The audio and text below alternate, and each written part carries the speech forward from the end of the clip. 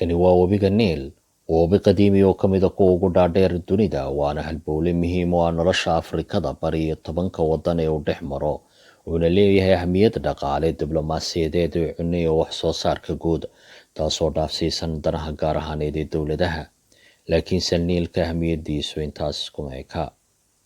Arrinka webiga Niil wuxuu muddo dheer ahaa arrin ahmiyad gaar ah u leh dalka Masar. Ilbaxnimadii Masaarida ee qadiimiga ahayd ayaa ku dhex bulaashay cirifyada webiga Niil, gaar ahaan xagga wax soo saarka iyo beeraha, iyadoo ogsoonahay saxaraha ballaaran ee ku hareeraysan Masar. Waana jirtay in muddo dheer Masaaridu ka faa'iidaysan jireen webiga Niil si ay kali ku yihiin manaafacaadkiisa oo kale. Inkastaynu ognahay in webigu kasoo burqamo dhulweynaha taagga 1959 markii Ingiriisku ka tegay Masar iyo Suudaan, waxaa jirtay heshiis labada dal u dhexaysay ku qaybsanayeen biyaha webiga Niil, waana Masar la siiyey 66%, xagga Suudaan ay heshay 22%. Inta kale biyaha ayaa laga soo qaaday inay dhexda ku lumeen ama umi baxeen. Heshiiskan ayaa salka ku hayay heshiis kaloo la seexday 1929 kaasi oo Masar siinayay inay si gaar ah u maamulan karaan webiga, waxaana Masar siinayay awoodda vetoda inay ku gudbi karto haddiiba wadamada webigu maro isku dayaan inay iyagu dhisaan biyo xireen iyo wixii la halmaala.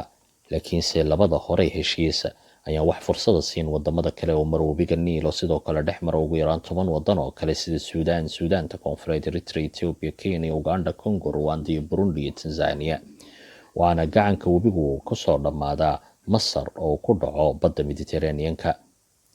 Wadamada uu maro webiga Niil ayaa ka siman cimilo daran, baahi biyo iyo kor u kaca tirada dadkooda oo sii kordhaysa, waana intuba ay ku doodi jireen inay baahi loo qabo in si xaqa loo qaybsado biyaha Niil. Haddaba wax sheekadu huursanaato, waxaa soo labakacleeyay arrinka dhismaha biyo xireenkii Aswan oo markii ugu horreysay laga dhagax dhigay 1948 dalka Masar. Xiisadan oo dib u soo labakaclaysay gaar ahaan xagga Itoobiya. Haddaba si aad u fahanto doorka Itoobiya arrinka webiga Niil, waa inaan marka hore fahanno buuraha uu kasoo sharwado webiga Niil. Waayo webiga Niil ayaa faracyo badan, waxaana jirta in gacanka webiga Niil iskaga darsamo magaalada Khartoum ee Suudaan. Gacanka ugu dheer oo loogu magacdaray Niilka Cad oo kasoo shidaal qaatay ilaa iyo Burundi.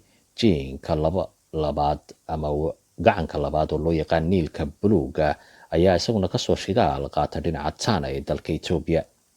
Gacankan oo ka gaaban ka kale dhigiisa, haddana waa ka ugu biyo badan marka laga hadlayo qulqulka biyaha. Wejiga Itoobiya ayaa isbedelay, waxaana maalgashaday Shiinihii wadamo Carbeed qaarkooda, waxaana sare u kacay dhaqaalaha Itoobiya lagu tilmaamay inuu sameynayay 8% sare u kaca.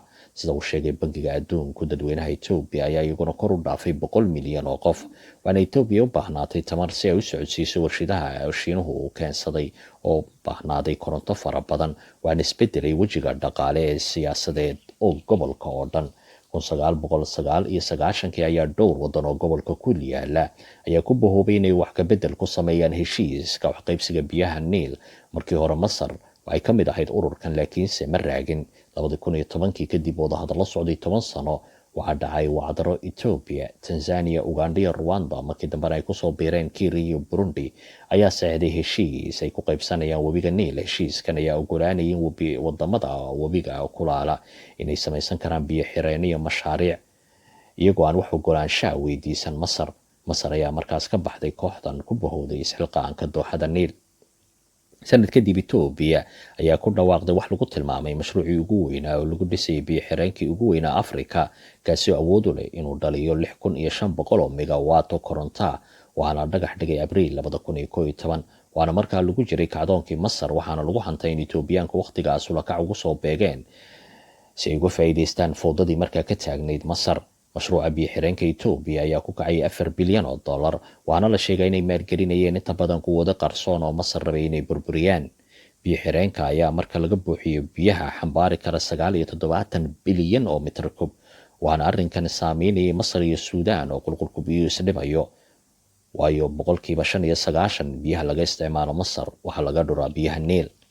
waxaana Masar ku weynaa arrinkan iyadoo la xiriiro wax soo saarkooda beeraha oo ay ku nool yihiin dadkeedu, wuxuuna saameynayay amniga qowmiga ee dalka Masar.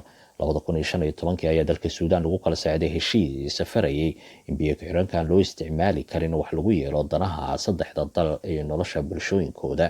laakiinse 2019 ayaa haddana xiisadu kor usoo kacday dhammaadkii Oktoobar. ra-iisul wasaaraha Itoobiya Abiy Ahmed ayaa la seexday oo isagu la siiyey jaaisada nabadda ayaa dagaal u tafaxaytay una sheegay inaysan cidno ka hor istaagi karin inuu biyo xireenka dhammaystiro, uuna ku goodiyey inay malaayiin dhallinyaro dagaalgelin karo. Cabdulfataax al-Siisi oo ka hadlaya jaamacadda iyadoo jumciyadda quruumaha ayaa sheegay in Masar aqbali doonin rabitaanka Itoobiya, wuxuuna markaasi dhexdhexaadin bilaabay Ruushka magaalada Sochi. Putin oo isagu damcay inuu muujiyo saaxadda siyaasadda Afrikada Bari. kadib labada dal ayaa doortay in Maraykanku kala dhex galo si looga baaqsado dagaal dhiig badani uu ku daato. intaa kadib waxaa dhacay isbedelo lama filaana. Itoobiya waxaa ka dhacay xasuuqa gobolka Tigray, waxaa ka socda dagaal lagu riiqday gudaha Itoobiyana waxaa ka holcayay dagaallo qowmiyadooda wejiyo badan.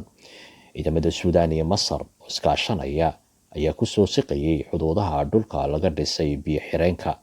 Eritrea iyo Itoobiya madaxdooda Afwerki iyo Abiy ayaa wajahaya dacwado ka dhana xasuuqa dhinaca bini'aadanka, iyadoo Itoobiya iyadu ay xulufo raadinaysay, Masarna iyaduna sidaas oo kale xulufo ay raadinayso.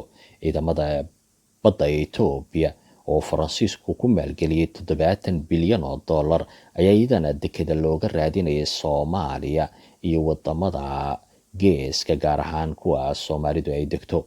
waxaana madaxa la isku geliyey Canfarta iyo Soomaalida. doorashooyinka madaxtinimo ee Soomaaliya ayaa waxaa ku loolamayay iyadana quwado carabeed oo ku lug lahaa xiisada webiga Niil ee karkarsamaysa. su-aasha isweydiinta leh ayaa ahayd Soomaaliya iyo dhulka Soomaalidu ay degto ma ka badbaadi doonaan dagaalka webiga Niil?